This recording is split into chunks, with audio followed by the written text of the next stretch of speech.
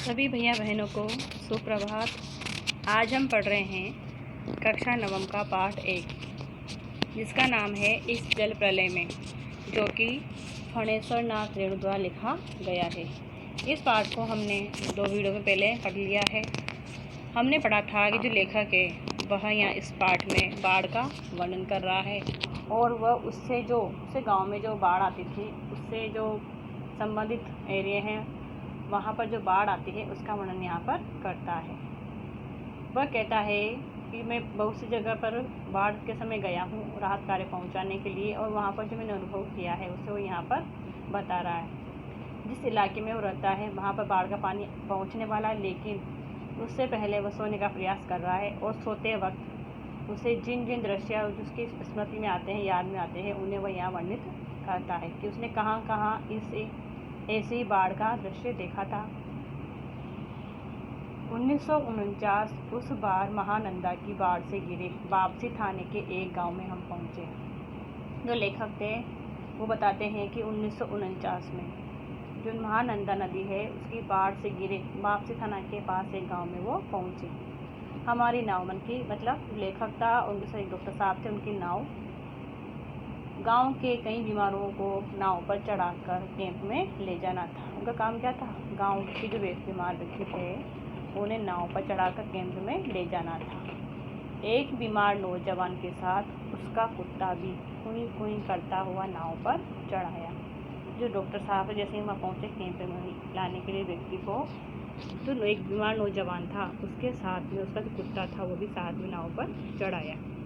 Doctor साहब कुत्ते को देखकर भयभीत हो गए और चिल्लाने लगा, आ रहे, कुकुर नहीं, कुकुर नहीं, कुकुर को भगाओ। हमारे डॉक्टर साहब थे वो डर गए और कुत्ते को देखकर कहने लगे कि ये कुत्ता जो क्या है हमारे साथ नहीं जा सकता, इसे यहाँ से भगाओ। बीमार नौजवान छप से पानी में उतर गया। हमारा कुकुर नहीं जाएगा तो हमको नहीं जाएगा। जो बीमार नौजवान था उसने जाहिर किया कि बिना कुत्ते की मैं भी क्या है अपने इलाज के लिए नहीं जाऊंगा। फिर कुत्ता भी छपाक से पानी में गिरा। हमारा आदमी नहीं जाएगा तो हमको नहीं जाएगा। जो कुत्ता था वो भी क्या है पानी में कूद पड़ा। उसने भी क्या जाहिर किया कि बिना आदमी के मैं भी नहीं जाऊंगा। परमान नदी की बाढ़ में डूबे हुए एक मुसहरी, मतलब एक बस्ती का नाम है मुसहरी, आदिवासी बस्ती होती है, वहाँ पर हम एक बार राहत कार्य बांटने गए। खबर मिली कि वे कई दिनों से मछली और चूहों को झुलसा कर खा रहे हैं। मतलब जो वहाँ के व्यक्ति थे वो उस बाढ़ की वजह से बहुत दिनों से मछली और चूहों को झुलसा कर, मतलब उनको पका कर खा रहे थे, किसी तरह जी रहे हैं। किंतु टोले के पास जब हम पहुँचे तो ढोलक और मंजीरा की आवाज़ सुनाई पड़ी। जैसे ही हम पहुँचे वहाँ पर पता लगाने के लिए कि बात सही है या ऐसा कुछ वहाँ पर हो रहा है, जैसे ही हम वहाँ पहुँचे ढोलक और मंजीरे की आवाज़ हमें सुनाई पड़ी। जाकर देखा एक ऊंची जगह मचान बनाकर स्टेज की तरह बनाया गया है। जो ऊंची जगह विस्तार में तो बोलते हैं मचान, से पेड़ों पर बनाते हैं झोपड़ी टाइप में, उसे बोलते हैं मचान, लेकिन यहाँ पर क्या है ऊंचे स्थान पर बनाया गया है। बलवाई नाच हो रहा था। बलवाई मतलब एक नाच का नाम है, नृत्य का। लाल साड़ी पहनकर काला कलूटा नटुआ मतलब जो आदमी है वो स्त्री बना हुआ है। दुल्हन का हाव भाव दिखा रहा है, यानी वह धानी है। धानी मतलब जो घर वाली होती है उसे बोलते हैं धानी। धानी का रूप किया उसने महिला का। और धरनी मतलब जो धानी का घर छोड़कर मायके जा रही है। जो घरनी है मतलब उसकी पत्नी है, वो क्या है उसका घर छोड़कर मायके जा रही। उसका घर वाला उसको मना कर राह से लौटाने गया, और जो घर वाला है उसे लौटाने के लिए वापस वहाँ पर गया है। इस पद के साथ ही ढोलक पर द्रुत ताल बजने लगा। जो पद चल रहा है, नाटक चल रहा है, उसके साथ क्या है ढोलक पर द्रुत ताल में बज रहा है। ढांगिड़ ढांगिड़ चकिके चकदुम चकिके चकदुम, इस प्रकार से वो जो ढोलक है उसकी आवाज़ वहाँ पर आ रही है। कीचड़ पानी में लथपथ भूखे प्यासे नर नारियों के झुंड में मुक्त खिलखिलाहट लहरें लेने लगती है। जो व्यक्ति थे बाढ़ से ग्रसित थे, उन ऐसे व्यक्तियों के समूह में जो कीचड़ पानी में लथे हुए थे और भूख प्यास से परेशान थे, फिर भी उनके झुंड में मुक्त खिलखिलाहट, मतलब जिसमें कि जो ज़बरदस्ती पर किसी से कोई कुछ काम करवा तो वैसा नहीं था। वहाँ पे वो मुक्त होकर हंस खिल रहे थे, बातचीत नाटक कर रहे थे। हम रिलीफ बांट कर भी ऐसी हंसी उन्हें नहीं दे सकते क्या? हमने मन में सोचा कि जो हंसी मजाक कर रहे हैं नाटक के द्वारा, वैसी जो हंसी है वह हमें उन्हें रिलीफ बांट कर, मतलब उन्हें राहत कार्य देकर भी हम उन्हें नहीं दे सकते। ऐसा हमारे मन में प्रश्न उठा। शास्त्री जी आप कहाँ हैं? शास्त्री जी जो थे वो मेरे मित्र थे। वो बलवाई नाच को देखने के बहुत शौकीन थे। उनकी मुझे एक दिन से याद आ गई। बलवाई नाच की बात उठते ही मुझे अपने प्रिय मित्र भोला शास्त्री की याद हमेशा क्यों आ जाती है। जैसे मैं बलवाई नाच देखता हूँ मुझे अपने मित्र की याद आ जाती है। यह एक बार अब क्यों याद आती है उन्हें, क्यों ऐसा क्या हुआ था? यह एक बार 1937 में सिमरवनी शंकरपुर में बाढ़ के समय नाव को लेकर लड़ाई हो गई थी। मैं उस समय बालचर था। बालचर मतलब वो स्क्वायर छोटा था उस वक्त में। गांव के लोग नाव के अभाव में केले के पौधे का भेला बनाकर किसी तरह काम चला रहे थे। जैसे ही महाराज कार्य बांटने के लिए गए तो गांव के लोग थे, उनके पास नाव उपलब्ध नहीं थी, तो केले के जो पौधा होता है उसी के का भेला मतलब नाव जैसा बना के उससे काम चला रहे थे। वहीं जमींदार के लड़के नाव पर हारमोनियम तबला के साथ झिंझिर मतलब जल विहार करने निकले थे। जमींदार के जो लड़के थे वो भी क्या थे, टाइम पास के लिए, समय व्यक्त करने के लिए वहाँ से निकले थे। गांव के नौजवानों ने मिलकर उनकी नाव छीन ली थी। जो व्यक्ति थे गांव के जिनके पास नाव नहीं थी, उन लोगों से, जो नौजवान थे, लड़के थे, उन्होंने उनकी नाव छीन ली। थोड़ी मारपीट भी उन लोगों के बीच में हुई थी। तो मुझे वो वाली बात आज याद आ गई। और 1967 में जब पुनपुन का पानी राजेंद्र नगर में घुस आया था, एक नाव पर कुछ सजे धजे युवक और युवतियों की टोली किसी फिल्म पर देखे हुए कश्मीर का आनंद घर बैठे लेने के लिए निकली थी। और एक बार की बात जबकि है जब 1967 में पुनपुन का पानी राजेंद्र नगर में घुस आया था, उस नाव पर कुछ युवक युवतियाँ क्या है किसी फिल्म अंदाज में आनंद लेने के लिए घर से निकली थी। नाव पर स्टोव जल रहा था, केतली चढ़ी हुई थी, बिस्कुट के डिब्बे खुले हुए थे। एक लड़की प्याली में चम्मच डालकर एक अनोखी अदा से नेस्कैफे के पाउडर को मथ रही थी, एस्प्रेसो बनाई थी। मतलब उस पर जो लड़की थी नाव बैठी हुई थी वो क्या दिखा रही थी कि आपको नेस्कैफे का जो एडवर्टाइजमेंट है वो दे रही थी। शायद दूसरी लड़की बहुत मनोयोग से मतलब बहुत तन मन से कोई सचित्र और रंगीन पत्रिका पढ़ रही थी। वो एक लड़की दूसरी लड़की क्या कर रही थी, पूरे मनोयोग से कोई जो चित्र वाली जो होती है रंगीन पत्रिका वो पढ़ रही थी। एक युवक दोनों पाँवों को फैलाकर बांस की लग्गी से नाव खे रहा था। एक जो युवक था वो बांस के उस पतवार से नाव को आगे खे रहा था। दूसरा युवक पत्रिका पढ़ने वाली लड़की के सामने अपने घुटनों पर कोहनी टेक कर कोई मनमोहक डायलॉग बोल रहा था। वो दूसरा लड़का था, वो जो लड़की पत्रिका पढ़ रही थी उसके सामने घुटनों पर के बल क्या करता है, वो कोई मनमोहक डायलॉग बोलता है। पूरे वॉल्यूम में बजते हुए ट्रांजिस्टर पर गाना आ रहा था। ट्रांजिस्टर वो पूरे वॉल्यूम में बहुत तेज आवाज़ में गा रहा है। इसमें जो गाना था वो चला था, हवा में उड़ता जाए मेरा लाल दुपट्टा मलमल का। हमारे ब्लॉक के पास गोल नंबर में नाव पहुंची थी कि अचानक चारों ब्लॉक की छत पर खड़े लड़कों ने एक साथ किलकारियों, सीटियों, पक्तियों की वर्षा कर दी। मतलब जो नाव थे वहाँ पहुँच गई है, हमारे ब्लॉक के पास जहाँ पर वो पहुँचने वाले थे वहाँ पहुँच गई है। और चारों तरफ से लड़के हैं, वो क्या कर रहे हैं, छतों पर खड़े होकर किलकारियाँ कर रहे हैं, सीटियाँ बजा रहे हैं और कुछ शब्द ऐसे बोल रहे हैं जिससे चारों का माहौल क्या है वो अलग ही प्रकार का दिख रहा है। गोलंबर में किसी भी आवाज़ की प्रतिध्वनि मंत्रा मंत्रा गूंजती। ऐसा पहले पढ़ा था कि जो गोलंबर था वहाँ पर कोई भी आवाज़ बार बार गूंजती थी, प्रतिध्वनि होती रहती थी। सो सब मिलाकर स्वयं ही जो ध्वनि संयोजन हुआ, मतलब जैसे ही वो लड़के लड़कियाँ सीटें बजा रहे थे वो बार बार वहाँ पर आवाज़ गूंज रही थी। जो भी वहाँ पर दृश्य बन रहा था आवाज़ का वो ऐसा लग रहा था उसे बड़े से बड़े गुणी संगीत निर्देशक बहुत कोशिश करने के बावजूद भी नहीं कर पाते। अगर कोई संगीतकार होता तो भी वो जो दृश्य वहाँ बना हुआ था वॉल्यूम का वो क्या था वो नहीं बन पाता, क्योंकि जो लड़के थे वो भक्तियाँ कर रहे थे, मजाक बना रहे थे।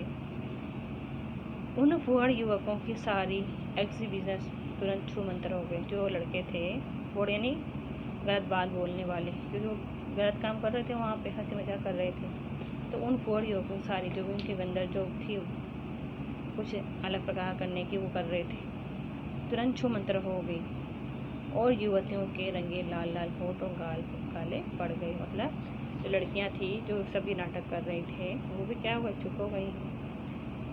नाव पल अकेला ट्रांजिस्टर था जो पूरे दम के साथ मुखर था। मतलब जो क्या ट्रांजिस्टर था वो क्या था, अकेला ही नाव पर वो बोल रहा था, सब चुप हो गए थे। नैया तोरी मजदा होशियार होशियार, इस प्रकार से उसमें गाना चल रहा है। कहो राम सिंगर पानिया आ रहा है। अब जो राम सिंगर है उससे पूछा कि पानी आ गया है क्या। वो न आ रहा है मतलब अभी तक तो नहीं आया है। 2:30 बज गए मगर पानी अब तक नहीं आया। हमें अंदाज था पहले 12 बजे जगह पे बाद में था 1 डेढ़ बजे तक आ जाएगा, लेकिन रात के 2:30 बज चुके हैं, पानी अभी तक नहीं आया है। लगता है कहीं अटक गया अथवा जहाँ तक आना था वहाँ आकर रुक गया। हमें लगा कि पानी क्या है, या तो कहीं अटक गया या फिर जहाँ पर तक उसको आना था कि जो तो उसकी सीमा थी, मुझे यहाँ तक ही आना है, तो वहाँ तक आगे वो रुक गया है। अथवा तटबंध पर लड़ते हुए इंजीनियरों की जीत हो गई है शायद। मतलब जो तटबंध थे, जो तट बने हुए थे पानी के, उनको जो अंदाज़ा लगा थे इंजीनियर कि पानी यहाँ तक आएगा वहाँ तक आए, तो उनकी जो क्या है वो जीत हो गई है, उनकी जो अंदाज़ था वो जीत गया है। या कोई देवी चमत्कार हो गया है, या फिर कोई ईश्वर ने कोई चमत्कार कर दिया है तो पानी यहाँ तक नहीं आया। नहीं तो पानी कहीं भी जाएगा तो किधर से, अगर पानी आगे बढ़ता है तो रास्ता तो उसका वही है, रास्ता तो इधर से ही है। चारों ब्लॉकों के प्राय सभी प्लेटों की रोशनी जल रही है। जो लोग थे ब्लॉकों के वो क्या है, जगे हुए हैं, उनके जो फ्लैट हैं उनकी रोशनी जल रही है, बुझ रही है। सभी जगे हुए हैं मतलब सभी व्यक्ति हैं जो किसी को नींद नहीं आ रही थी बाढ़ के आशंका के मारे कि बाढ़ कब हमारे घरों तक आ जाए। कुत्ते रह कर सामूहिक रुदन करते, रुदन मतलब सामूहिक जो कुत्ते होते हैं ना, बहुत सी बार आपने देखा होगा एक साथ कुत्ते क्या करते हैं, एक साथ रोना शुरू करते हैं। ऐसा ही यहाँ पर हो रहा है। और राम सिंगार की मंडली डांट कर चुप करा देती है। जो राम सिंगार है क्या करता है, उनकी मंडलियों का समूह है उन कुत्तों को बार बार डांट कर चुप चुप करके चुप कर देता है। मुझे अचानक अपने उन मित्रों और स्वजनों की याद आई जो कल से ही पाटलिपुत्र कॉलोनी श्री कृष्णपुर पूरी बोरिंग रोड के अथाह जल में गिरे हैं। मुझे अचानक से उन मित्रों की याद आ गई। स्वजन मतलब अपने जो परिवार के लोग थे उनकी मुझे याद आ गई जो कल से ही क्या थे, पाटलिपुत्र कॉलोनी में अटके हुए थे। जितेंद्र जी, विनीता जी, बाबू भैया, इंदिरा जी, पता नहीं कैसे हैं, किस हाल में हैं वे। ये जो सब लोग हैं वो लेखक के परिचित हैं, उनकी जान पहचान वाले हैं। ये सब भी बाढ़ में गिरे हुए हैं और वे सोच रहे थे लेखक कि पता नहीं ये सब क्या है, किस हाल में होंगे। शाम को एक बार पड़ोस में जाकर टेलीफोन करने के लिए चौंगा उठाया था। मतलब मैंने शाम को कोशिश करी थी उनके समाचार जानने की, लेकिन जैसे ही मैंने टेलीफोन को उठाया बहुत देर तक कोई नंबर डायल करता रहा, लेकिन उधर सन्नाटा था एकदम। उधर मतलब जिस तरह मुझे फ़ोन करना था उधर कोई हलचल नहीं थी, कोई शब्द नहीं, टुंग फुंग कुछ नहीं। मतलब जो फ़ोन में कुछ ना कुछ आवाज़ होती रहती है वो आवाज़ उसमें बिल्कुल नहीं आ रही थी। बिस्तर पर करवट लेते हुए फिर एक बार मन में हुआ कुछ लिखना चाहिए। ये सब क्या है, लेखक के जब वो सोने का प्रयास कर रहा तभी उसके मन में सारी बातें चल रही है। अब बिस्तर पर करवट लेते हुए लेखक ने सोचा कि कुछ लिखना चाहिए, मतलब कि मैं क्या लिखूं, कुछ मुझे लिखना चाहिए। लेकिन क्या लिखना चाहिए, कुछ भी लिखना संभव नहीं, और क्या ज़रूरी है कि कुछ लिखा ही जाए। मतलब ये ज़रूरी थोड़ी है, लेखक क्या सोच रहा है कि मैं कुछ लिखूं, लेकिन क्या लिखूं। और ज़रूरी भी नहीं कि मैं कुछ लिखूं से, क्यों, क्योंकि ज़रूरी नहीं है कि मैं लेखूँ तो मैं हमेशा लिखने का काम ही करता आ रहूँ, नहीं फिर स्मृतियों को जगाऊँ तो अच्छा। देखिए क्या बोलता है लेखक कि अगर मैं कुछ लिखूँ नहीं तो मेरी जो पुरानी यादें हैं उन्हें ही क्या कर दूँ, मैं जगा दूँ। पिछले साल अगस्त में नरपतगंज थाना चकरहदाहा गांव के पास छाती पर पानी में खड़ी एक आसन प्रसवा हमारी ओर गाय की तरह टुकुर टुकुर देख रही थी। फिर मुझे याद आ गई एक जब हम नरपतगंज थाना में छाती पर पानी था, वहाँ पर कितना लोग डूबे हुए थे। ऐसी स्थिति में एक आसन प्रसव मतलब जिसका अभी नए नए प्रसव होने वाला है, कोई बच्चा होने वाला था, वह हमारी ओर कैसे जो गाय देखती है ना उस प्रकार टुकुर टुकुर देख रही थी। तो वो उस स्त्री की मुझे याद वहाँ पर आ गई। नहीं अब भूली बिसरी याद नहीं बेहतर है। अब क्या सोच रहा है वो कि नहीं, मैं बार बार यहाँ माँ की बातें याद न करके अपना काम करता हूँ। बेहतर है आंखें मूंद कर सफ़ेद भेड़ों के झुंड देखने की चेष्टा करूँ। इनसे अच्छा है कि मैं आंखें मूंद लूँ और जो झुंड होते हैं भेड़ों के सफ़ेद सफ़ेद से वो देखता हूँ, ताकि ये सब बातें मुझे परेशान ना करें। उजले उजले सफ़ेद भेड़ों के झुंड कितनों सब इस प्रकार से सोचता है कि जो उजले उजले सफ़ेद भेड़ों के झुंड है उन्हें देखता हूँ। झुंड किंतु सभी झुंड देखना चाहता है वो।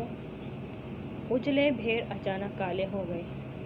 बार बार आंखें खोलता हूँ मूंदता हूँ। जो उजले भेड़ थे, सफ़ेद सफ़ेद भेड़ थे, वो क्या हो गए हैं, सब काले हो गए हैं। बार बार आंखें खोलता हूँ मूंदता हूँ, मतलब आंखें खोलना बंद करने का काम बार बार कर रहा हूँ। काले को उजाला करना चाहता हूँ, मतलब जैसे ही मैं आंखें बंद करता हूँ सब मुझे काला काला दिखाई देता है। जैसे ही आंखें खोलता हूँ सब मुझे सफ़ेद दिखाई देता है, मतलब रोशनी मुझे दिखाई देती है। मैं सोचता हूँ कि जो काले हैं उनको भी क्या कर दूँ, मैं उजला कर दूँ। भेड़ों के झुंड भूरे हो जाते हैं। उजले भेड़ काले भूरे किंतु उजले उजले गेहूं रंग की भेड़। इस प्रकार से मेरे मन में मेरी जो आंखें बार बार बंद हो रही है, खुल रही है, और जो भेड़ के जो झुंड है मुझे दिखाई दे रहे हैं। आई जो सो असे गेछे चल, मतलब जग जोर कर मुझे जगाया गया। जैसे ही मुझे एक पलक झपकी, मेरे में नींद लगी, वैसे ही मुझे किसी ने जगाया। घड़ी देखी, ठीक 5:30 बज रहे थे। मतलब जैसे मैं घड़ी देखी, मुझे किसी ने चोट उठाया, मतलब हाथ लगा कर जगाया। सुबह के 5:30 बज चुके थे, सवेरा हो चुका था। आ रहो है पनिया पानी आ गेलो हो राम सिंगार हो मोहन रामचंद्र अरे हो। मतलब सबको आवाज़ लगाई जा रही है कि राम सिंगार मोहन रामचंद्र क्या है, पानी आ गया है। ठीक है, आज हम इतना ही पढ़ेंगे, इसके आगे हम बाद में पढ़ेंगे। धन्यवाद।